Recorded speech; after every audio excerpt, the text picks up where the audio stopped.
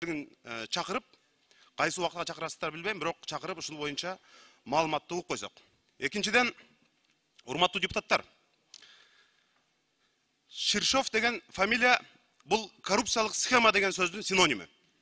Ошондой киши акыркы 1 жылдан бери Кыргызстанга Интерполдун издөөсүндө жүргөнүнө карабастан, Кыргызстандын күч органдары тарабынан издөөдө жүргөнүнө карабастан кенен кесир кирип жүргөн. Мен мына 28 апрелде урматтуу Нурбек Өрмөкович, чек ара кызматына суроо талап жөнөтүп атам. Ширшов Кыргызстанга соңку 1 жылда канча жолу кирип чыкты?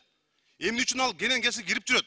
Эмне үчүн суракка чакырылган жок? Эмдеги күнгө чейин, азыркы күнгө чейин жооп берилген эмес. Мына ошондой энергетикалык тармактагы коррупциялык схеманын түзүүчүсү кече жарым сутка камалып туруп, кайра коюлуп атат. Эмне коррупция менен күрөш ушулбу Кыргызстанда? Эмне Ширшовдун схемалары Кыргызстанда кайрадан иштеп баштадыбы? Ошон үчүн эмне үчүн ушундай маселелерде мамлекеттик бийлик, күч органдарынын жетекчилери катуу туруп, элдин суроо талабын укпайт? Ошон үчүн урматтуу депутаттар, мына ошогон Нурбек Өрмөбекович, Алмаз Акунжанович, Ширшовдун канча жолу кирип чыкканы жөнүндө маалымат берсек, депутаттардын запросун чек ара кызматы бербейт. Жашырышат. Көрүнгөн кишини ортого салышат. Андай болбош керек.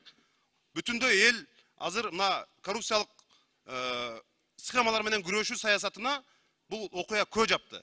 Ошон үчүн мындай окуялар кайталанбашы керек, Алмаз Акунжанович.